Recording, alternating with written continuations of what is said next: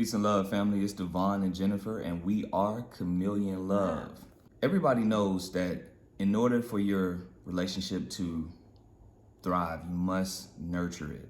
So we stumbled upon an article that had 10 things that couples must do in order to keep their relationship alive. So we're going to dive into that. So number one, focus on the friendship. I like that when we started dating, we had fun. We laughed, we joked a lot, but we also did a lot of low-key things that we do now that cultivated our relationship into what it is today. I think a lot of times people skip that friendship phase and they go straight into a relationship.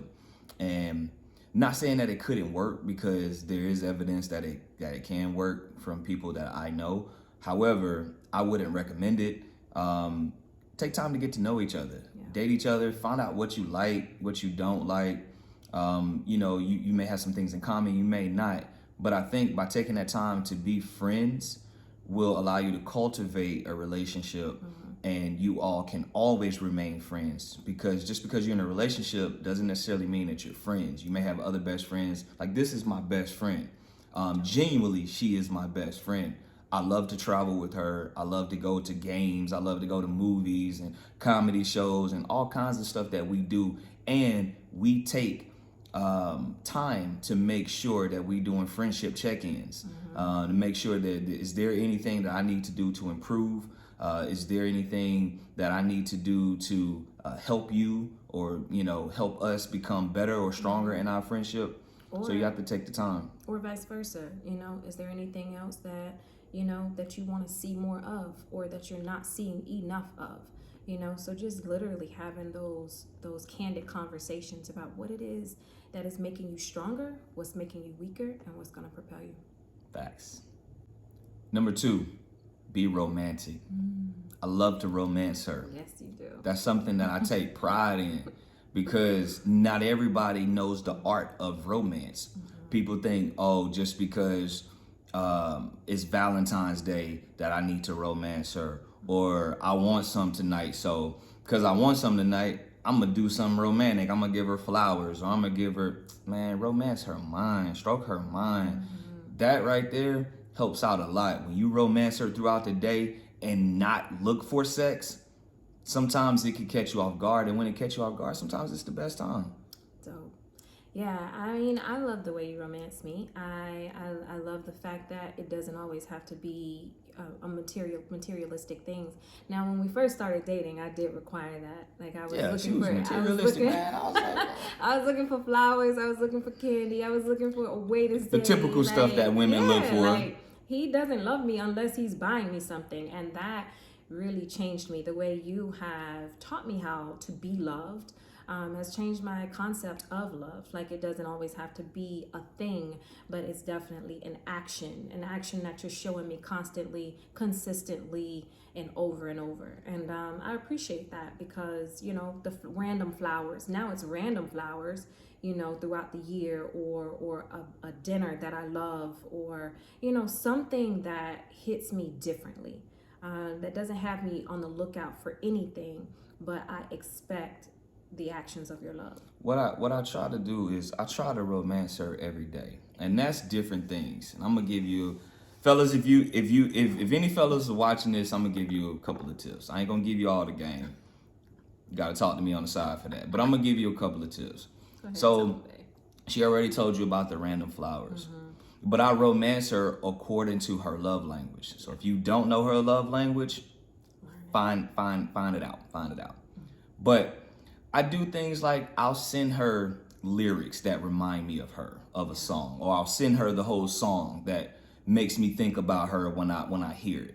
Like, just small things like that, small gestures. It doesn't cost you anything, and it takes 30 seconds to send it. But something like that can go a long way, especially if she's having a bad day. You don't know what type of day she's having. So that little subtle romance could really help you guys' relationship elevate to the next level. But I really want to talk to the females, the ladies too. Like, how is it that we romance our men? Because sometimes men are hard to romance. And so they don't necessarily need the flowers, the candy, the little things, right? And so I think what I do is I do a great job of affirming you, like making you feel important, making you feel like you can do anything, supporting you as you need it. Then doing the low-key things like running you a bath or giving you a massage or asking you, what can I do for you that day? And I think ladies more so, men are more so direct. And so, I mean, that's why we check in so much. Ladies, don't forget to romance your man. Number 3, learn how to listen. And what I mean by that is effectively listen. Not listen to respond, but listen to understand what your partner is saying. And that's men and women. Yeah. Learn to listen, to understand, and not to respond. A lot of times when you're in an argument and you're doing the back and forth dance and you're just listening, but you're not understanding what they're saying. And what you're doing is forming your response in your mind. So as you're forming your response, whatever they're saying is coming in here and going out here. And you not listening to anything that man or that woman just said, because you got your own agenda and you trying to formulate your response or your attack, or, oh yeah, I'm about to kill him with this. Watch, wait till he hear this. Wait till she hear this. I'm about to, But you ain't hear anything that person just said. No, facts. When it comes down to that, like I remember early in our relationship where I was just listening to hear you. I heard you, and then sometimes I didn't even hear you. Oh, you admit it now. 12 years later. Never too late. It's never too late, ladies. It's never too late. Listen, the fact is, I'm not there anymore. I actually take out the time to listen more, and hear you, and to run back what you say so that you understand that I hear you. Now, I have come a long way at that. I can't say that I'm always an effective listener. I can't always say that I'm listening to understand. But I will say that I am doing much better. You are doing better. I'll give you credit. You are doing better. However, one thing that you do that most ladies do is have selective hearing. You hear what is convenient and applicable to your agenda sometimes, and you run with it. You don't listen to the entire argument, statement, whatever it is. I think we hear with the intent on what is said. I think that's what it is. And what is said in its entirety, or what is said in its entirety, according to your agenda? I think it's in its entirety. And I think if you check in halfway through that conversation, you can see where the break is. Either way, listening to understand. Oh, okay. Okay? All right. So number 4, celebrate anniversaries. Ooh, I love this. I love this one. I love to celebrate everything. Every chance we get, we celebrate. And we've been celebrating since we've been together, right? Going on, we just celebrated 9/30/2011. He proposed. I'm gonna be honest. I don't ever remember that date. I don't ever remember. It's in my calendar. I have to remember that. Because it's monumental. First of all, I never saw myself getting married. Proposed to you crazy, but trying to keep it PG. No. Hey, listen. Hey, it was the best decision of your life. Anyway, the thing is, 9/30/2011, you proposed, and you made a promise to me that you would carry me. When life got too heavy, you would carry me. And you have done that, and I appreciate that. And that's really, you that dude. Like, this guy. But no, I appreciate that, because you not only made that commitment, not knowing what it entailed, not knowing what it required of you, but you made it intentionally, and you've been consistent over all these years, going on 10 years, a whole decade of marriage next year, right? Yeah. But going on 10 years of marriage, you have been that consistent person, and you have carried me, you have led me, you have taken care of me, and I can't appreciate that enough. So yeah, we celebrate every chance we get. And I love celebrating you. I love celebrating us. I love celebrating where we're going, what we're building. So take the time out to celebrate those milestones, because those things are the things that matter the most. What you think? I agree. Yeah. Number 5, laugh together. I think that's something that we do all the time. We are always laughing, going to comedy shows, Yeah. watching TV, laughing about whatever show that we watching. And, you know, I'm a jokester. I like to crack jokes. So I'm constantly making jokes all the time. You know, a lot of times she's the butt of the joke. But, you know, I'm keeping this one in. I'm keeping that in there too.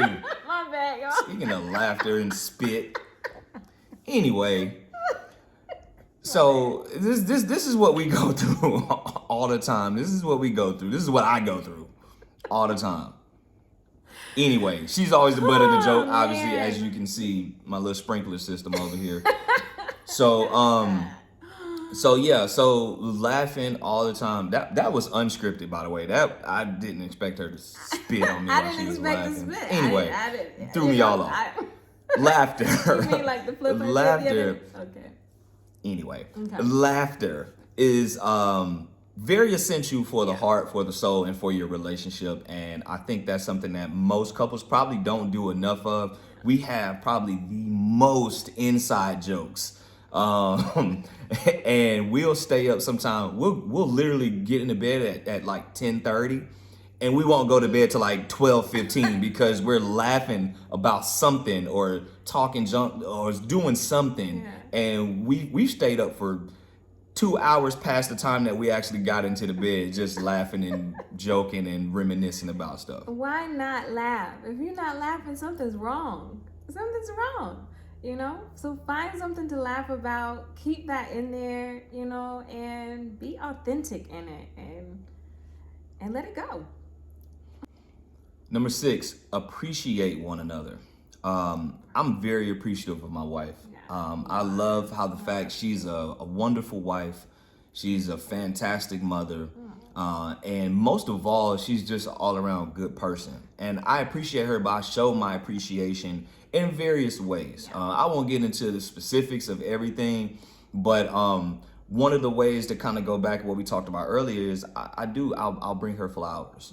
I might go get like her favorite meal. And if that means that I gotta travel 45 minutes one way just to go get her favorite meal, as you did, I will. But she deserves it. She's earned that.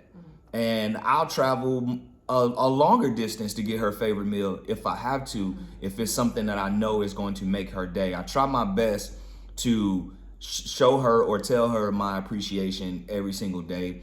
Some days are better than others. Some days I may neglect to do it, but I do make a conscious effort to try to do it every single day. But I like the fact that when you're consistent at it, when your partner doesn't do it one day or another day or a couple of days, it doesn't really faze you because you're so used to them doing it. And in other ways, it can come across in different ways. So just like you appreciate me and everything that I do here, which I'm so grateful for, because who doesn't want to be appreciated? Like, everybody wants to be appreciated.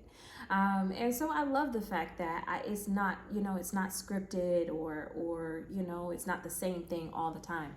And I love the fact that for me to appreciate you, I hype you up. Like I'm his hype man. Like I will tell you, my husband can do it all. Okay, he can do it all. She be putting a lot of pressure on you, boy.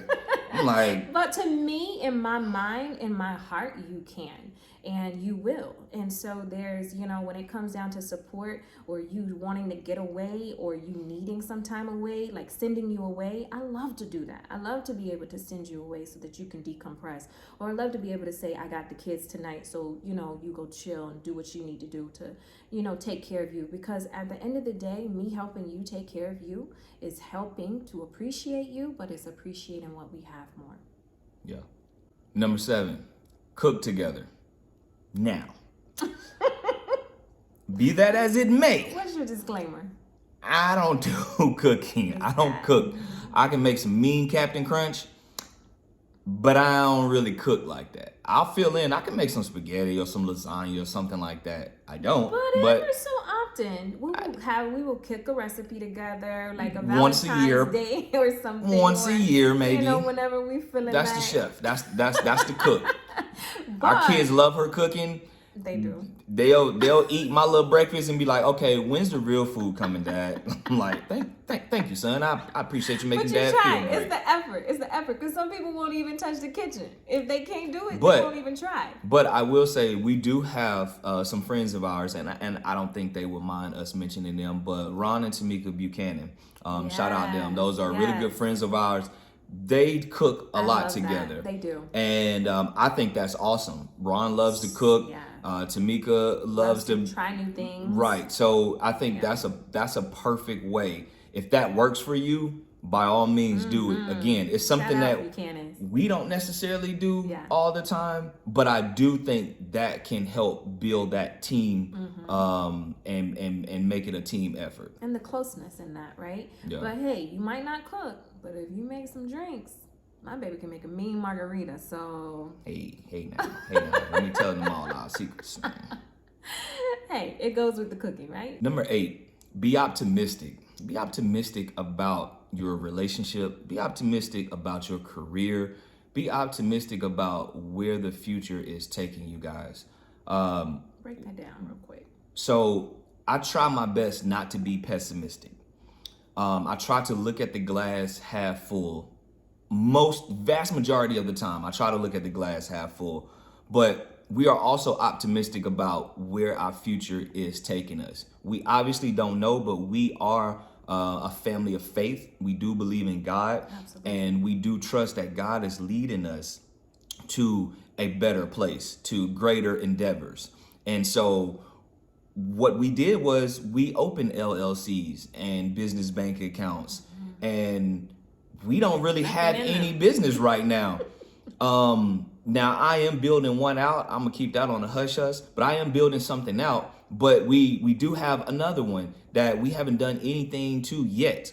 But we are believing and trusting that there is something greater. We are being optimistic about the house that we'll live in and the vehicles that we'll drive and the neighborhood that we'll stay in and how our kids will be raised and what the future looks like for us. And and I think that goes also into your thought process as a couple, as individuals, making sure that you are staying in that positive mindset and being consistent in hyping each other up and your visions that you have, writing the vision and making it plain, and circling back to that in any of the things that you're doing, just making sure that what you're doing on a daily basis is somehow in some form or fashion connected to what you want to see.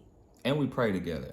Absolutely. And so because we pray together and we visualize a lot of things, we usually speak things into existence. And we So- discern. She has I'm a real good serious spirit for discernment. discernment. So when God tells me to move, I try to be unapologetic about moving. And that's one of the things that has been monumental in our marriage, in our family, in our relationship, is not listening for the appeal of everyone else or not listening for the okay of everybody around you, but listening to what God is telling you to do. And if He's telling you to move, make the move. Number 9, go on dates. We try to date every week. Now, there are some people that may not have kids or may feel like they don't have the support system or the ability or the desire or energy to go out on a date. But that is very essential for your relationship. Yeah. You started out dating, you need to continue to date and be consistent in it. We have 3 kids. Our oldest son is 8, our middle son is getting ready to turn 5, and our youngest son is 3. So we have a 3-year-old, a 4-year-old, and an 8-year-old. And we date every single week. But that's because we put ourselves in a position to have a support system, to create a support system to where we get our essential time that is needed. No, it ain't one. It is needed. We need time to ourselves so we can be Devon and Jennifer, husband and wife, and not mommy and daddy all the time. Stepping out of that mode, because that mode changes you too, and for the better, right? We'd like to say. Yeah. We love our boys. Our boys are amazing, but at the same time, it can't be all about our kids, and that's one of the things that we made a promise about when we got married, is that no matter what happens, we will remain first. We have to teach our boys that we are first, and so they get hyped themselves talking about. They know what date night is. Yeah, they're like, oh, y'all going on a date again? Y'all date all the time. Well, not nearly as much as we would, but we just try to make sure that that's an element that is mandatory in our relationship. And I'm not dating you. I love dating you too. And a little nugget in that is our sons get to see us date. Yeah. So when they get older, so you got to understand something real quick.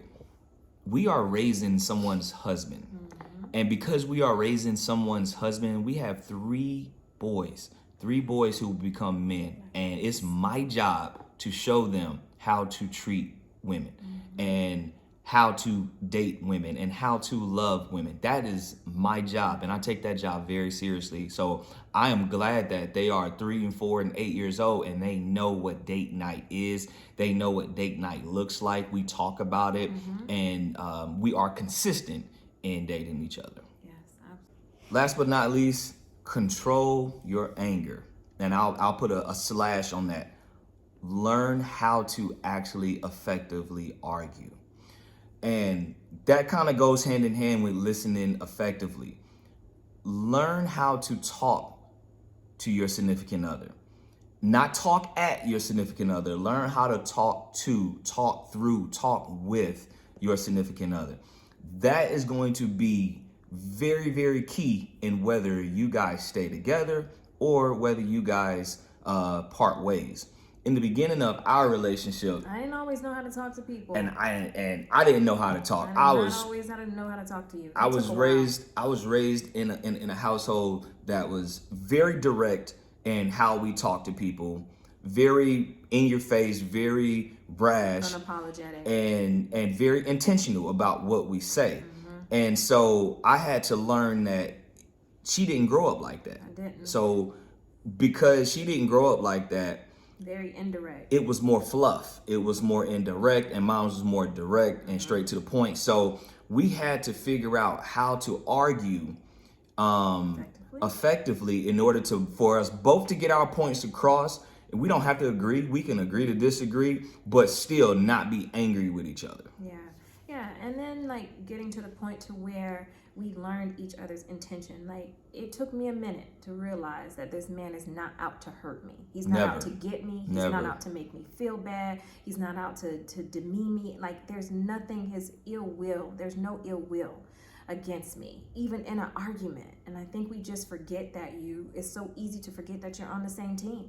You are on the same team. You're so teammates. If you win the argument, guess what? You still lose. You lose, and you lose together, and you lose big. And so I knew it, in this one was you. It took you a minute to get out of your feelings when something happened. Yeah. Because you weren't always willing I would sit in my feelings for days. Days. That is very unhealthy. Are we done yet? It'd be, we get into it Monday. It might be Thursday before I really get out of my feelings. So, and that's very unhealthy. Yeah. And I just recently, probably within the last couple of years, actually learned that that's unhealthy, and I need to do a better job in being quick to apologize. Yeah. If you're at fault, being quick to apologize. Mm-hmm. And then when someone apologizes to you, if they choose to apologize to you, accept that apology. You can say how you feel or whatever, but then move on. The quicker you can move on from it and accept each other's apology and, admit to your faults, the better chance you have of that relationship flourishing even more. Absolutely. And one of the biggest things in marriage counseling, because we do a lot of that, mm-hmm. One of the biggest gems that they could have dropped on us was to own what you did wrong.